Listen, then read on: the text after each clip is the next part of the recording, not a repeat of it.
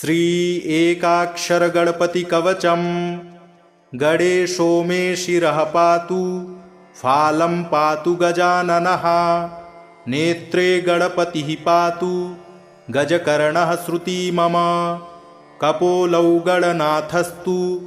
घ्राणं गन्धर्वपूजितः। मुखं मे सुमुखः पातु चिबुकं गिरिजासुतः। जिह्वां पातु गणक्रीडो दन्तान् रक्षतु दुर्मुखः।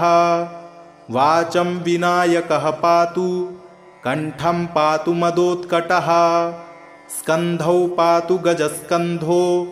बाहू मे विघ्ननाशनः। हस्तौ रक्षतु हेरम्बो वक्षः पातु महाबलः। हृदयं मे गणपति रुदरं मे महोदरः। नाभिं गम्भीरहृदयो पृष्ठं पातु सुरप्रियः। कटिं मे विकटः पातु गुह्यं मे गुहपूजितः। ऊरू मे पातु कौमारं जानुनी च गणाधिपः। जङ्घे जयप्रदः पातु गुल्फौ मे धूर्जटिप्रियः। चरणौ दुर्जयः पातुर्साङ्गं गणनायकः। आमोदो मे ग्रतः पातु प्रमोदः पातु पृष्ठतः। दक्षिणे पातु सिद्धीशो वामे विद्याधरार्चितः। प्राच्यां रक्षतु मां नित्यं चिन्तामणिविनायकः। आग्नेयां वक्रतुण्डो मे दक्षिणस्यामुमासुतः। नैऋत्यां सर्वविघ्नेशो पातु नित्यं गणेश्वरः। प्रतीच्यां सिद्धिदः पातु वायव्यां गजकर्णकः। कौबेर्यां सर्वसिद्धीशो ईशान्यामीशनन्दनः। ऊर्ध्वं विनायकः पातु अधो मूषकवाहनः। दिवागोक्षीरधवलः पातु नित्यं गजाननः। रात्रौ पातु गणक्रीडो सन्ध्ययोऽसुरवन्दितः। पाशाङ्कुशाभयकरः सर्वतः पातु मां सदा। ग्रहभूतपिशाचेभ्यो पातु नित्यं गणेश्वरः। सत्त्वं रजस्तमो वाचं बुद्धिं ज्ञानं स्मृतिं दयां। धर्मं चतुर्विधं लक्ष्मीं लज्जां कीर्तिं कुलं वपुः। धनं धान्यगृहान् दारान् पुत्रान् पौत्रान् सखींस्तथा। एकदन्तोऽवतु श्रीमान् सर्वतः शङ्करात्मजः। सिद्धिदं कीर्तिदं देवी प्रपठेन्नियतः शुचिः। एककालं द्विकालं वा त्रिकालं वापि भक्तितः। न तस्य दुर्लभं किञ्चित् त्रिषु लोकेषु विद्यते। सर्वपापविनिर्मुक्तो जायते भुवि मानवः। यं यं कामयते मर्त्यः सुदुर्लभमनोरथं तं तं प्राप्नोति सकलं षाण्मासान्नात्र संशयः। मोहनस्तम्भनाकर्ष मारणोच्चाटनं वशं। स्मरणादेव जायन्ते नात्र कार्या विचारणा। सर्वविघ्नहरे देवीं ग्रहपीडानिवारणं। सर्वशत्रुक्षयकरं सर्वापत्तिनिवारणं। धृत्वेदं कवचं देवी यो जपेन्मन्त्रमुत्तमं। न वाच्यते स विघ्नौघैः कदाचिदपि कुत्रचित्। भूर्जे लिखित्वा विधिवत् धारयेद्यो नरः शुचिः। एकबाहो शिरः कण्ठे पूजयित्वा गणाधिपम्। एकाक्षरस्य मन्त्रस्य कवचं देवि दुर्लभं। यो धारयेन्महेशानि न विघ्नैरभिभूयते। गणेशहृदयं नाम कवचं सर्वसिद्धिदं। पठेद्वा पाठयेद्वापि तस्य सिद्धिः करे स्थिता। न प्रकाश्यं महेशानि कवचं यत्र कुत्रचित्। दातव्यं भक्तियुक्ताय गुरुदेवपराय च। गणेशो मे शिरः पातु फालं पातु गजाननः। नेत्रे गणपतिः पातु गजकर्णः श्रुती मम कपोलौ गणनाथस्तु घ्राणं गन्धर्वपूजितः मुखं मे सुमुखः पातु चिबुकं गिरिजासुतः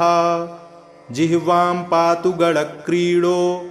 दन्तान् रक्षतु दुर्मुखः वाचं विनायकः पातु कण्ठं पातु मदोत्कटः स्कन्धौ पातु गजस्कन्धो बाहू मे विघ्ननाशनः हस्तौ रक्षतु हेरम्बो वक्षः पातु महाबलः हृदयं मे गणपति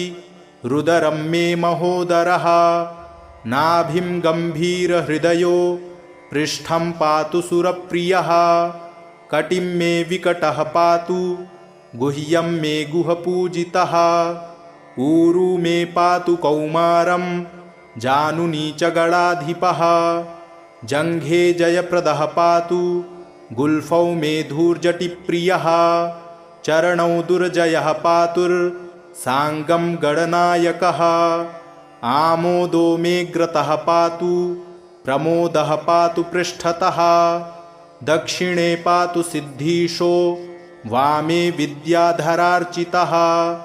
प्राच्यां रक्षतु मां नित्यं चिन्तामणिविनायकः आग्नेयां वक्रतुण्डो मे दक्षिणस्यामुमासुतः नैऋत्यां सर्वविघ्नेशो पातु नित्यं गणेश्वरः प्रतीच्यां सिद्धिदः पातु वायव्यां गजकर्णकः कौबेर्यां सर्वसिद्धीशो ईशान्यामीशनन्दनः ऊर्ध्वं विनायकः पातु अधो मूषकवाहनः दिवागोक्षीरधवलः पातु नित्यं गजाननः रात्रौ पातु गणक्रीडो सन्ध्ययोऽसुरवन्दितः पाशाङ्कुशाभयकरः सर्वतः पातु मां सदा ग्रहभूतपिशाचेभ्यो पातु नित्यं गणेश्वरः सत्त्वं रजस्तमो वाचं बुद्धिं ज्ञानं स्मृतिं दयां धर्मं चतुर्विधं लक्ष्मीं लज्जां कीर्तिं कुलं वपुः धनं धान्यगृहान् दारान् पुत्रान् पौत्रान् सखींस्तथा एकदन्तोऽवतु श्रीमान् सर्वतः शङ्करात्मजः सिद्धिदं कीर्तिदं देवी प्रपठेन्नियतः शुचिः एककालं द्विकालं वा त्रिकालं वापि भक्तितः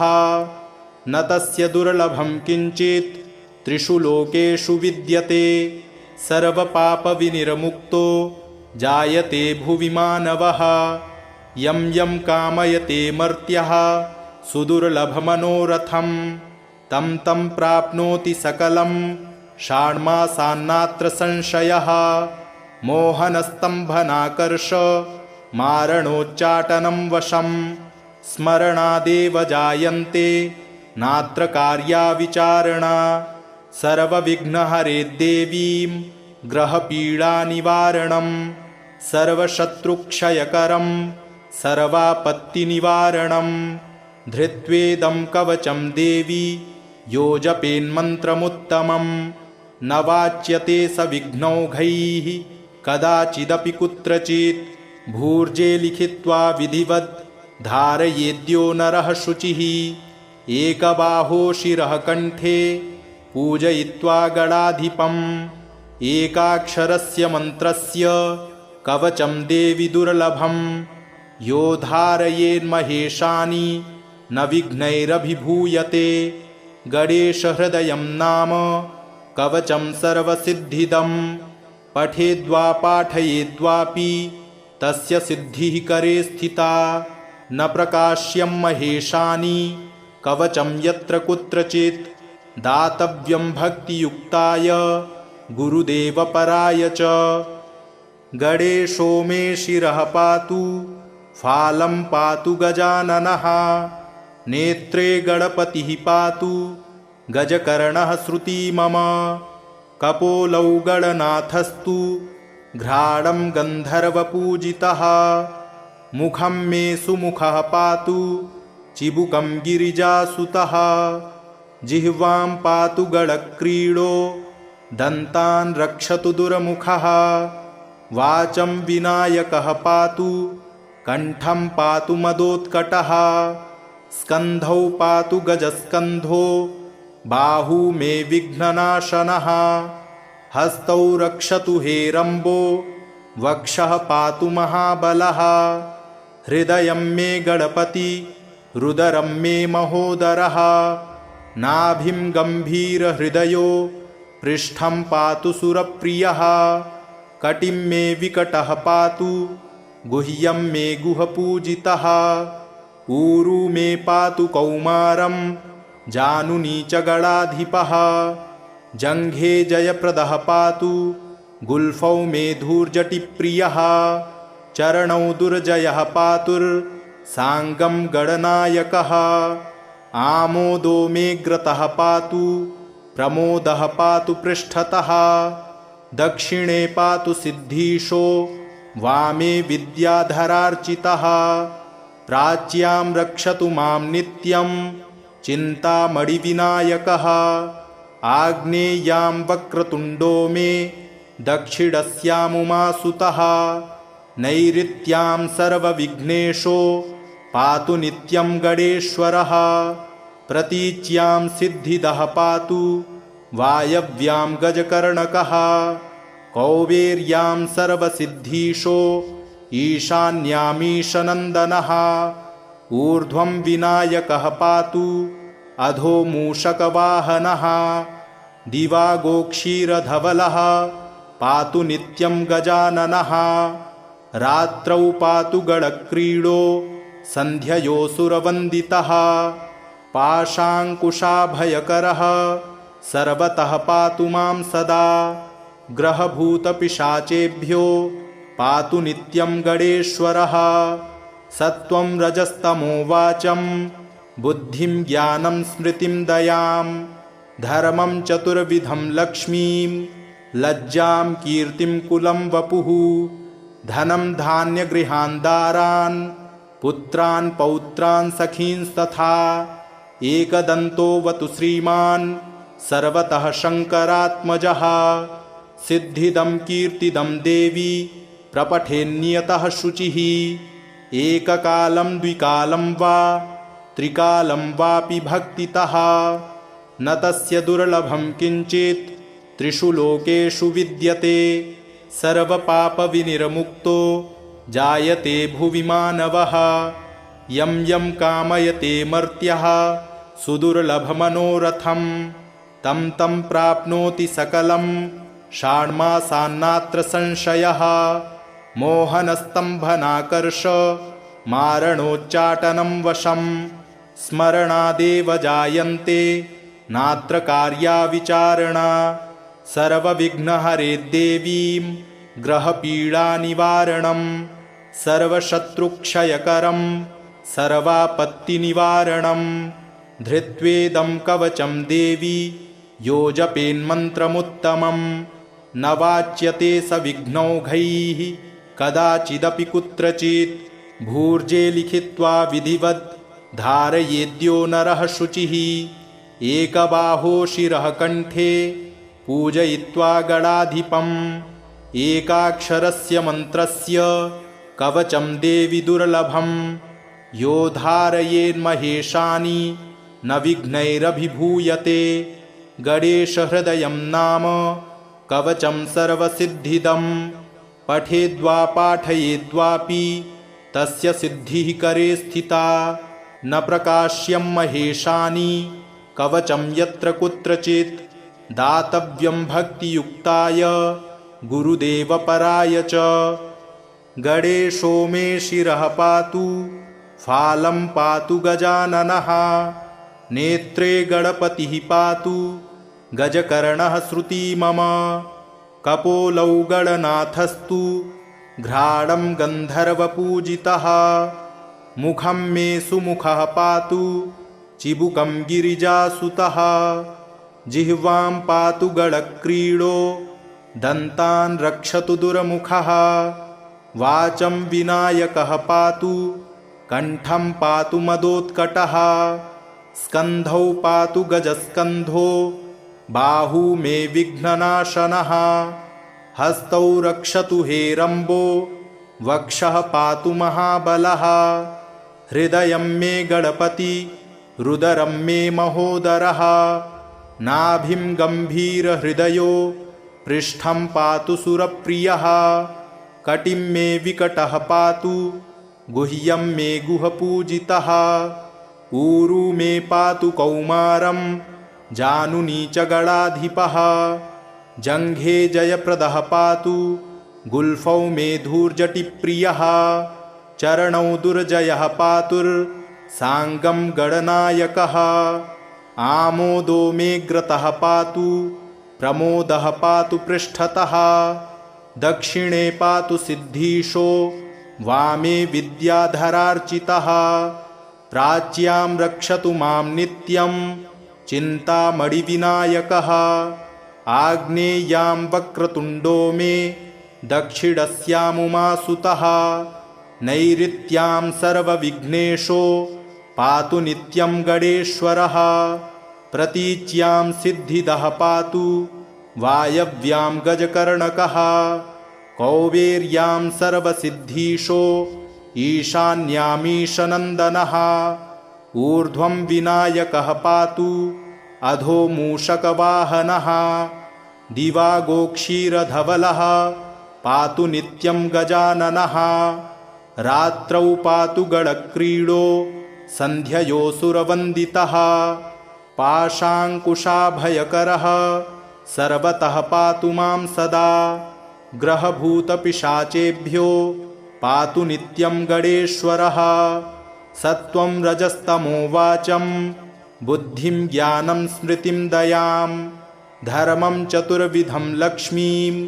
लज्जां कीर्तिं कुलं वपुः धनं धान्यगृहान् दारान् पुत्रान् पौत्रान् सखींस्तथा एकदन्तोऽवतु श्रीमान् सर्वतः शङ्करात्मजः सिद्धिदं कीर्तिदं देवी प्रपठेन्नियतः शुचिः एककालं द्विकालं वा त्रिकालं वापि भक्तितः न तस्य दुर्लभं किञ्चित् त्रिषु लोकेषु विद्यते सर्वपापविनिर्मुक्तो जायते भुवि मानवः यं यं कामयते मर्त्यः सुदुर्लभमनोरथं तं तं प्राप्नोति सकलं षाण्मासान्नात्र संशयः मोहनस्तम्भनाकर्ष मारणोच्चाटनं वशं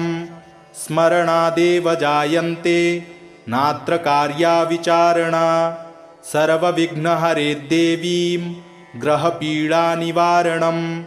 सर्वशत्रुक्षयकरं सर्वापत्तिनिवारणं धृत्वेदं कवचं देवी यो जपेन्मन्त्रमुत्तमं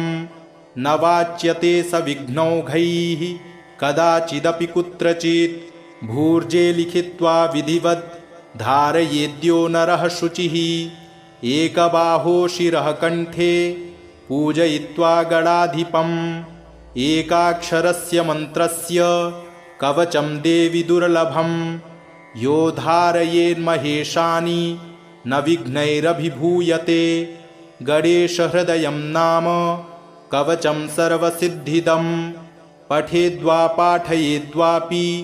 तस्य सिद्धिः करे स्थिता न प्रकाश्यं महेशानि कवचं यत्र कुत्रचित् दातव्यं भक्तियुक्ताय गुरुदेवपराय च गणेशो मे शिरः पातु फालं पातु गजाननः नेत्रे गणपतिः पातु गजकर्णः श्रुती मम कपोलौ गणनाथस्तु घ्राणं गन्धर्वपूजितः मुखं मे सुमुखः पातु चिबुकं गिरिजासुतः जिह्वां पातु गणक्रीडो दन्तान् रक्षतु दुर्मुखः वाचं विनायकः पातु कण्ठं पातु मदोत्कटः स्कन्धौ पातु गजस्कन्धो बाहू मे विघ्ननाशनः हस्तौ रक्षतु हेरम्बो वक्षः पातु महाबलः हृदयं मे गणपति रुदरं मे महोदरः नाभिं गम्भीरहृदयो पृष्ठं पातु सुरप्रियः कटिं मे विकटः पातु गुह्यं मे गुहपूजितः ऊरू मे पातु कौमारं जानुनी च गणाधिपः जङ्घे जयप्रदः पातु गुल्फौ मे धूर्जटिप्रियः चरणौ दुर्जयः पातुर्साङ्गं गणनायकः आमोदो मे ग्रतः पातु प्रमोदः पातु पृष्ठतः दक्षिणे पातु सिद्धीशो वामे विद्याधरार्चितः प्राच्यां रक्षतु मां नित्यं चिन्तामणिविनायकः आग्नेयां वक्रतुण्डो मे दक्षिणस्यामुमासुतः नैऋत्यां सर्वविघ्नेशो पातु नित्यं गणेश्वरः प्रतीच्यां सिद्धिदः पातु वायव्यां गजकर्णकः कौबेर्यां सर्वसिद्धीशो ईशान्यामीशनन्दनः ऊर्ध्वं विनायकः पातु अधो मूषकवाहनः दिवागोक्षीरधवलः पातु नित्यं गजाननः रात्रौ पातु गणक्रीडो सन्ध्ययोऽसुरवन्दितः पाशाङ्कुशाभयकरः सर्वतः पातु मां सदा ग्रहभूतपिशाचेभ्यो पातु नित्यं गणेश्वरः सत्त्वं रजस्तमो वाचं बुद्धिं ज्ञानं स्मृतिं दयां धर्मं चतुर्विधं लक्ष्मीं लज्जां कीर्तिं कुलं वपुः धनं धान्यगृहान् दारान् पुत्रान् पौत्रान् सखींस्तथा एकदन्तोऽवतु श्रीमान् सर्वतः शङ्करात्मजः सिद्धिदं कीर्तिदं देवी प्रपठेन्नियतः शुचिः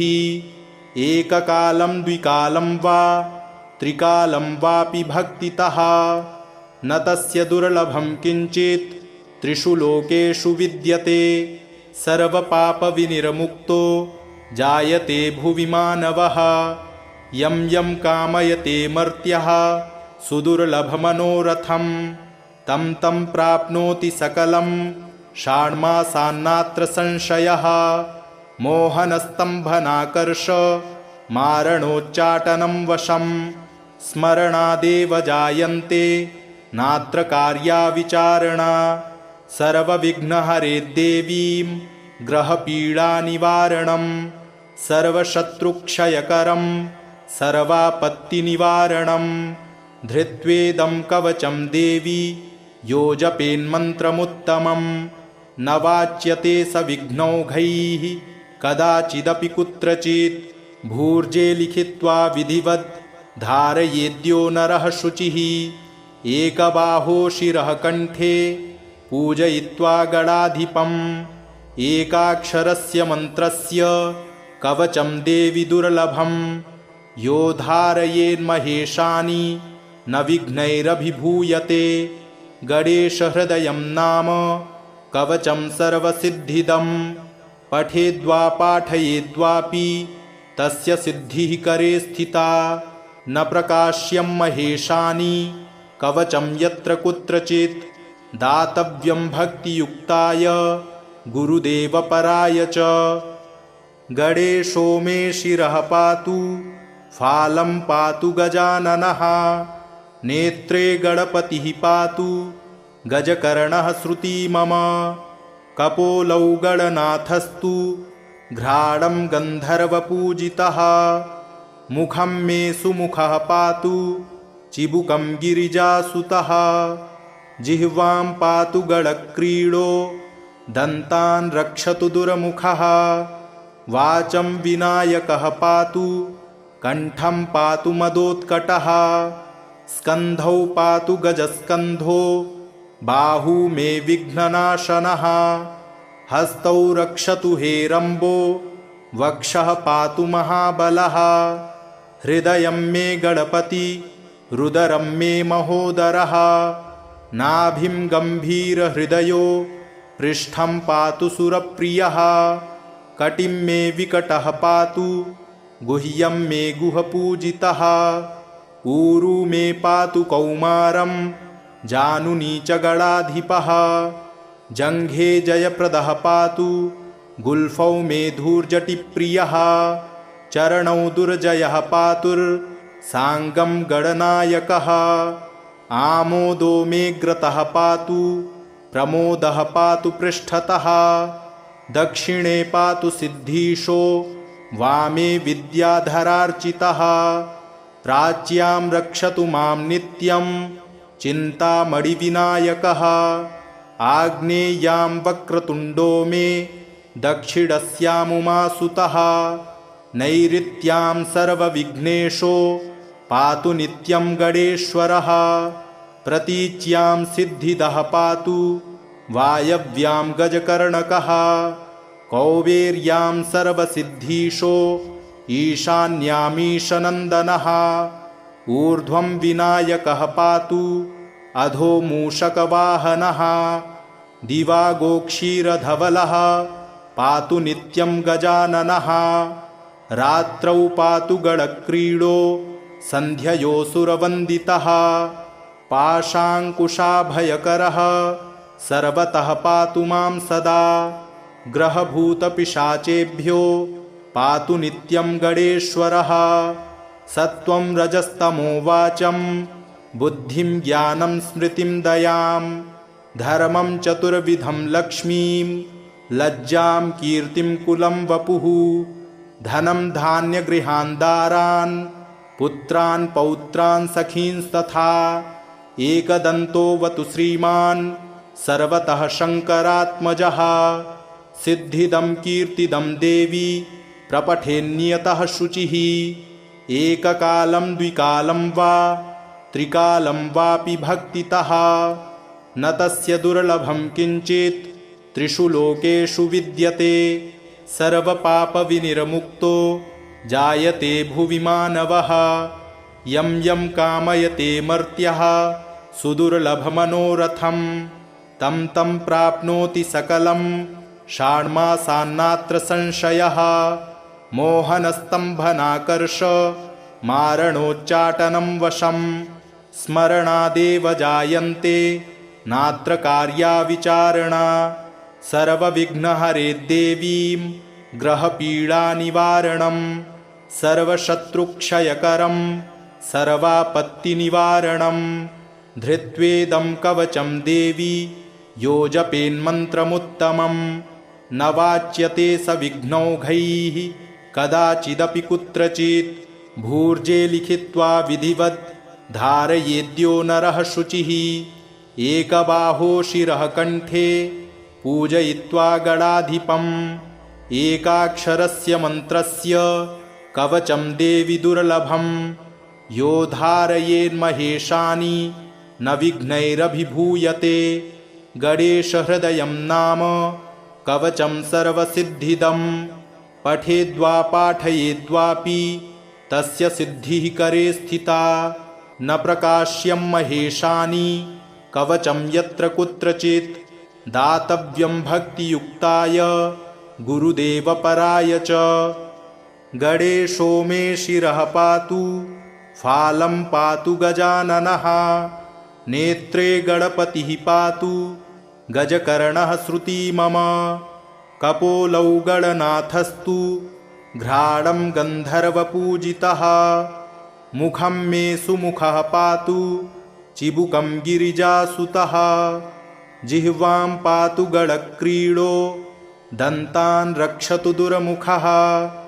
वाचं विनायकः पातु कण्ठं पातु मदोत्कटः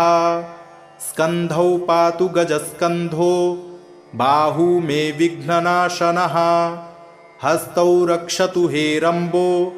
वक्षः पातु महाबलः हृदयं मे गणपति रुदरं मे महोदरः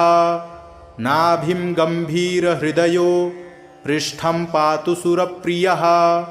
कटिं मे विकटः पातु गुह्यं मे गुहपूजितः ऊरू मे पातु कौमारं जानुनी च गणाधिपः जङ्घे जयप्रदः पातु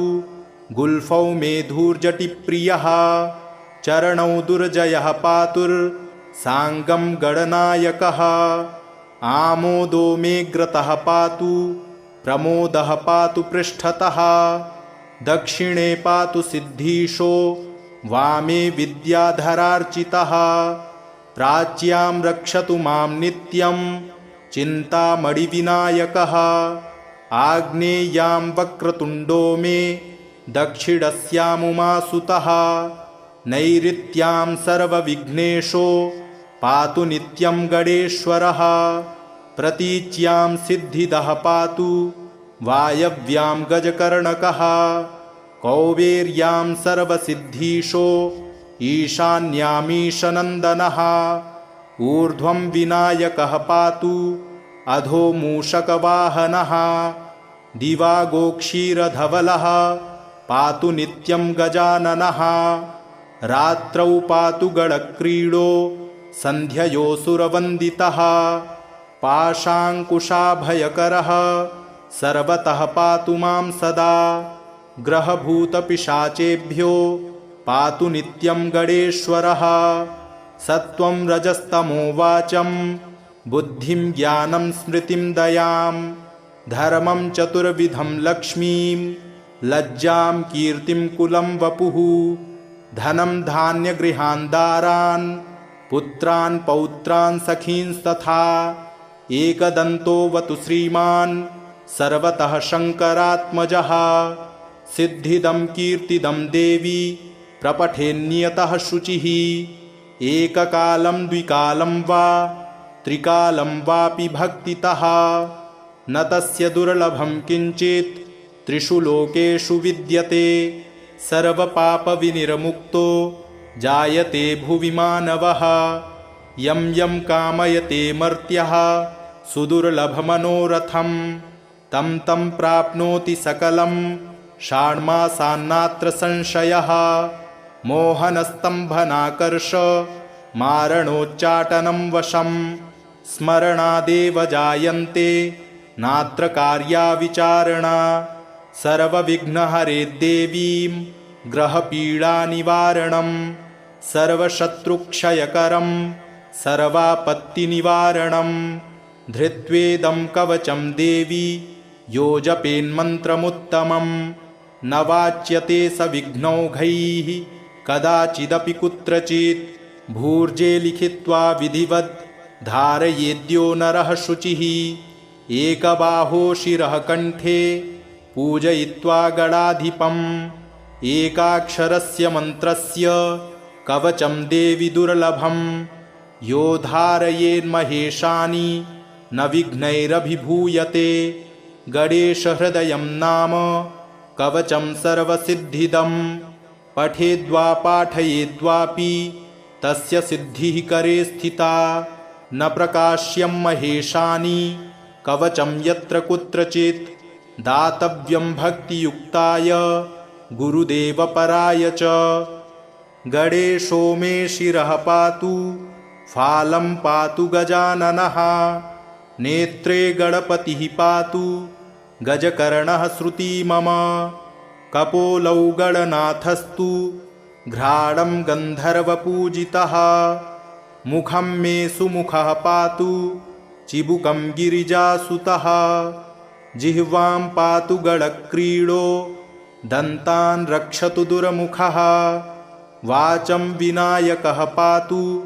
कण्ठं पातु मदोत्कटः स्कन्धौ पातु गजस्कन्धो बाहू मे विघ्ननाशनः हस्तौ रक्षतु हेरम्बो वक्षः पातु महाबलः हृदयं मे गणपति रुदरं मे महोदरः नाभिं गम्भीरहृदयो पृष्ठं पातु सुरप्रियः कटिं मे विकटः पातु गुह्यं मे गुहपूजितः ऊरू मे पातु कौमारं जानुनी च गणाधिपः जङ्घे जयप्रदः पातु गुल्फौ मे धूर्जटिप्रियः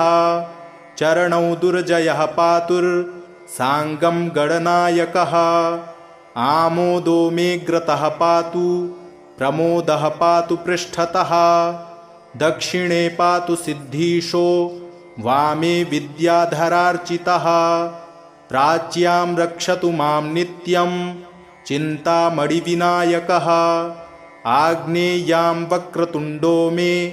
दक्षिणस्यामुमासुतः नैऋत्यां सर्वविघ्नेशो पातु नित्यं गणेश्वरः प्रतीच्यां सिद्धिदः पातु वायव्यां गजकर्णकः कौबेर्यां सर्वसिद्धीशो ईशान्यामीशनन्दनः ऊर्ध्वं विनायकः पातु अधो मूषकवाहनः दिवा गोक्षीरधवलः पातु नित्यं गजाननः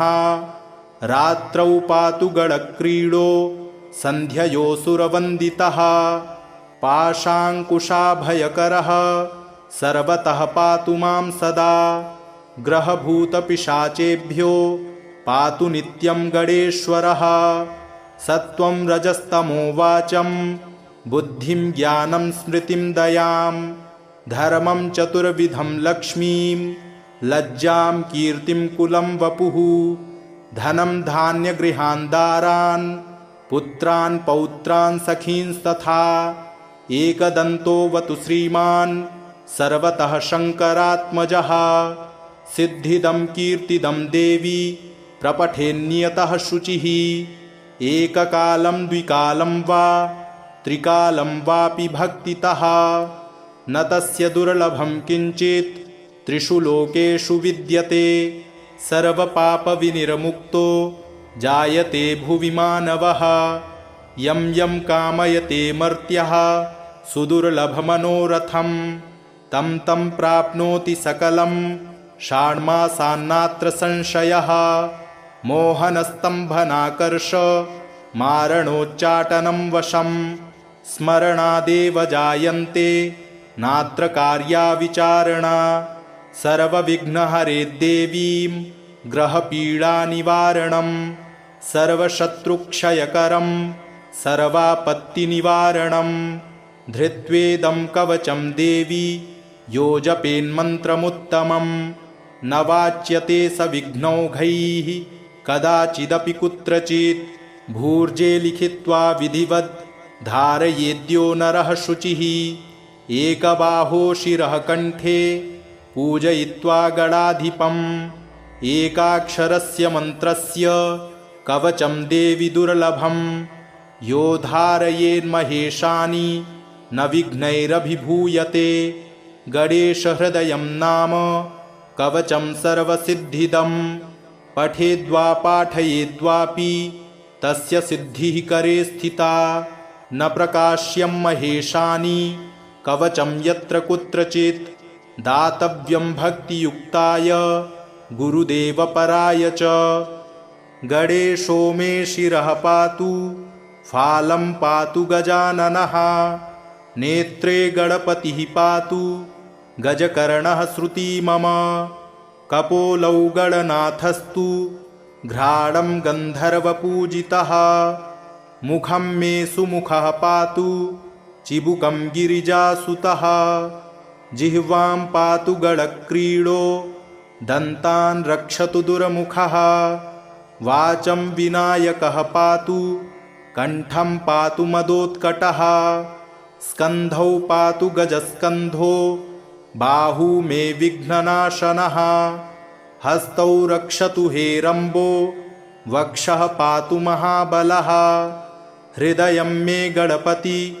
रुदरं मे महोदरः नाभिं गम्भीरहृदयो पृष्ठं पातु सुरप्रियः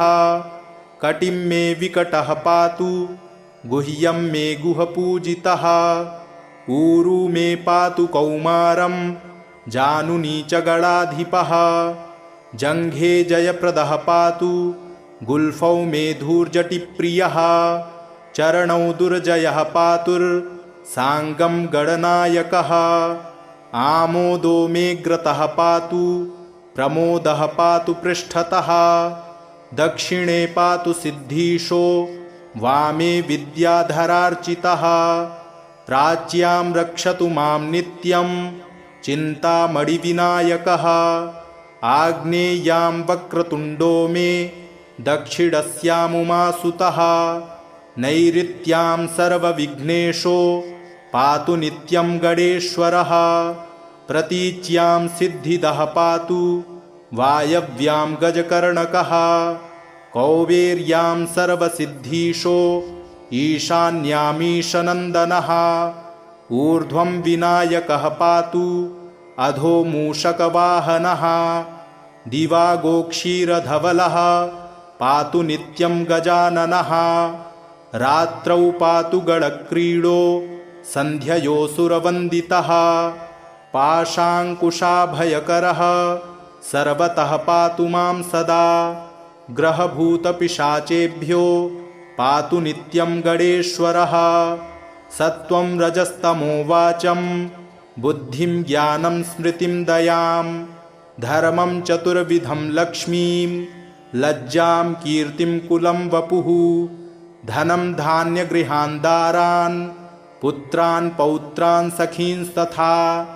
एकदन्तोऽवतु श्रीमान् सर्वतः शङ्करात्मजः सिद्धिदं कीर्तिदं देवी प्रपठेन्नियतः शुचिः एककालं द्विकालं वा त्रिकालं वापि भक्तितः न तस्य दुर्लभं किञ्चित् त्रिषु लोकेषु विद्यते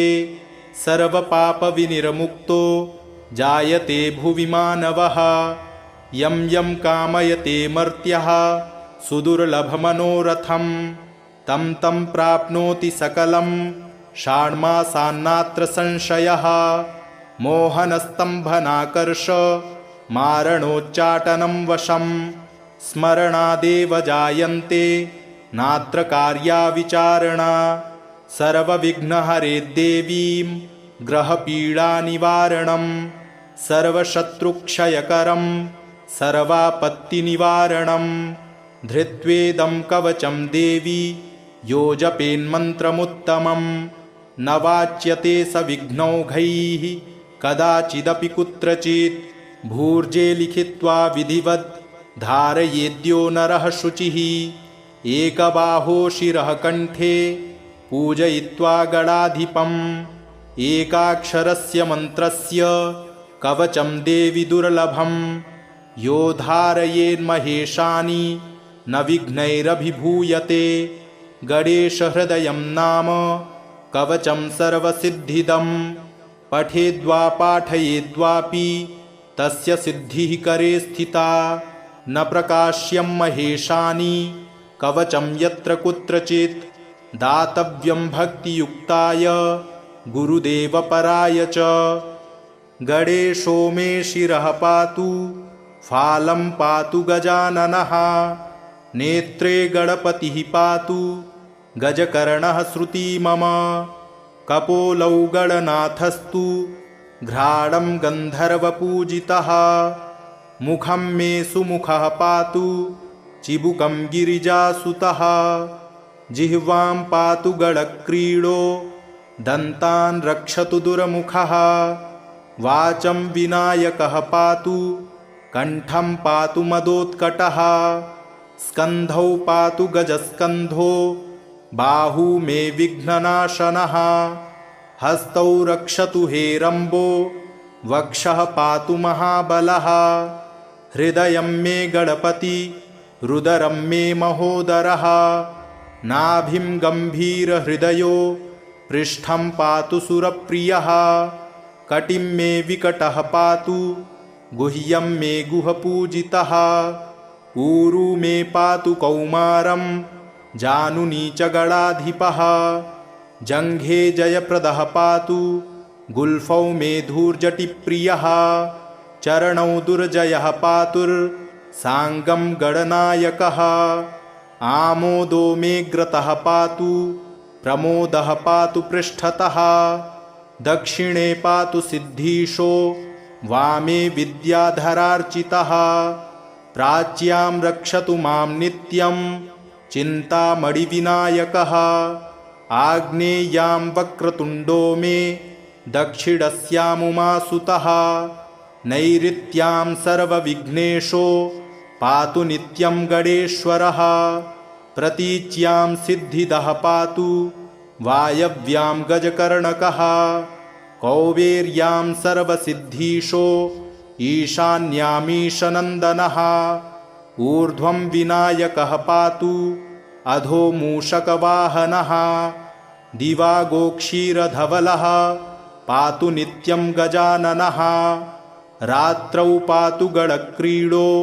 सन्ध्ययोऽसुरवन्दितः पाशाङ्कुशाभयकरः सर्वतः पातु मां सदा ग्रहभूतपिशाचेभ्यो पातु नित्यं गणेश्वरः सत्त्वं रजस्तमो वाचं बुद्धिं ज्ञानं स्मृतिं दयां धर्मं चतुर्विधं लक्ष्मीं लज्जां कीर्तिं कुलं वपुः धनं धान्यगृहान् दारान् पुत्रान् पौत्रान् सखींस्तथा एकदन्तोऽवतु श्रीमान् सर्वतः शङ्करात्मजः सिद्धिदं कीर्तिदं देवी प्रपठेन्नियतः शुचिः एककालं द्विकालं वा त्रिकालं वापि भक्तितः न तस्य दुर्लभं किञ्चित् त्रिषु लोकेषु विद्यते सर्वपापविनिर्मुक्तो जायते भुवि मानवः यं यं कामयते मर्त्यः सुदुर्लभमनोरथं तं तं प्राप्नोति सकलं षाण्मासान्नात्र संशयः मोहनस्तम्भनाकर्ष मारणोच्चाटनं वशं स्मरणादेव जायन्ते नात्र कार्या विचारणा सर्वविघ्नहरे देवीं ग्रहपीडानिवारणं सर्वशत्रुक्षयकरं सर्वापत्तिनिवारणं धृत्वेदं कवचं देवी यो जपेन्मन्त्रमुत्तमं न वाच्यते स विघ्नौघैः कदाचिदपि कुत्रचित् भूर्जे लिखित्वा विधिवत् धारयेद्यो नरः शुचिः एकबाहो शिरः कण्ठे पूजयित्वा गणाधिपम् एकाक्षरस्य मन्त्रस्य कवचं देवि दुर्लभं यो धारयेन्महेशानि न विघ्नैरभिभूयते गणेशहृदयं नाम कवचं सर्वसिद्धिदं पठेद्वा पाठयेद्वापि तस्य सिद्धिः करे स्थिता न प्रकाश्यं महेशानि कवचं यत्र कुत्रचित् दातव्यं भक्तियुक्ताय गुरुदेवपराय च गणेशो मे शिरः पातु फालं पातु गजाननः नेत्रे गणपतिः पातु गजकर्णः श्रुती मम कपोलौ गणनाथस्तु घ्राणं गन्धर्वपूजितः मुखं मे सुमुखः पातु चिबुकं गिरिजासुतः जिह्वां पातु गणक्रीडो दन्तान् रक्षतु दुर्मुखः वाचं विनायकः पातु कण्ठं पातु मदोत्कटः स्कन्धौ पातु गजस्कन्धो बाहू मे विघ्ननाशनः हस्तौ रक्षतु हेरम्बो वक्षः पातु महाबलः हृदयं मे गणपति रुदरं मे महोदरः नाभिं गम्भीरहृदयो पृष्ठं पातु सुरप्रियः कटिं मे विकटः पातु गुह्यं मे गुहपूजितः ऊरू मे पातु कौमारं जानुनी च गणाधिपः जङ्घे जयप्रदः पातु गुल्फौ मे धूर्जटिप्रियः चरणौ दुर्जयः पातुर्साङ्गं गणनायकः आमोदो मे ग्रतः पातु प्रमोदः पातु पृष्ठतः दक्षिणे पातु सिद्धीशो वामे विद्याधरार्चितः प्राच्यां रक्षतु मां नित्यं चिन्तामणिविनायकः आग्नेयां वक्रतुण्डो मे दक्षिणस्यामुमासुतः नैऋत्यां सर्वविघ्नेशो पातु नित्यं गणेश्वरः प्रतीच्यां सिद्धिदः पातु वायव्यां गजकर्णकः कौबेर्यां सर्वसिद्धीशो ईशान्यामीशनन्दनः ऊर्ध्वं विनायकः पातु अधो मूषकवाहनः दिवागोक्षीरधवलः पातु नित्यं गजाननः रात्रौ पातु गणक्रीडो सन्ध्ययोऽसुरवन्दितः पाशाङ्कुशाभयकरः सर्वतः पातु मां सदा ग्रहभूतपिशाचेभ्यो पातु नित्यं गणेश्वरः सत्त्वं रजस्तमो वाचं बुद्धिं ज्ञानं स्मृतिं दयां धर्मं चतुर्विधं लक्ष्मीं लज्जां कीर्तिं कुलं वपुः धनं धान्यगृहान् दारान् पुत्रान् पौत्रान् सखींस्तथा एकदन्तोऽवतु श्रीमान् सर्वतः शङ्करात्मजः सिद्धिदं कीर्तिदं देवी प्रपठेन्नियतः शुचिः एककालं द्विकालं वा त्रिकालं वापि भक्तितः न तस्य दुर्लभं किञ्चित् त्रिषु लोकेषु विद्यते सर्वपापविनिर्मुक्तो जायते भुवि मानवः यं यं कामयते मर्त्यः सुदुर्लभमनोरथं तं तं प्राप्नोति सकलं षाण्मासान्नात्र संशयः मोहनस्तम्भनाकर्ष मारणोच्चाटनं वशं स्मरणादेव जायन्ते नात्र कार्या विचारणा सर्वविघ्नहरे देवीं ग्रहपीडानिवारणं सर्वशत्रुक्षयकरं सर्वापत्तिनिवारणं धृत्वेदं कवचं देवी यो जपेन्मन्त्रमुत्तमं न वाच्यते स विघ्नौघैः कदाचिदपि कुत्रचित् भूर्जे लिखित्वा विधिवत् धारयेद्यो नरः शुचिः एकबाहो शिरः कण्ठे पूजयित्वा गणाधिपम् एकाक्षरस्य मन्त्रस्य कवचं देवि दुर्लभं यो धारयेन्महेशानि न विघ्नैरभिभूयते गणेशहृदयं नाम कवचं सर्वसिद्धिदं पठेद्वा पाठयेद्वापि तस्य सिद्धिः करे स्थिता न प्रकाश्यं महेशानि कवचं यत्र कुत्रचित् दातव्यं भक्तियुक्ताय गुरुदेवपराय च इति श्रीरुद्रयामले पार्वतीपरमेश्वरसंवादे एकाक्षर गणपतिकवचं सम्पूर्णम्।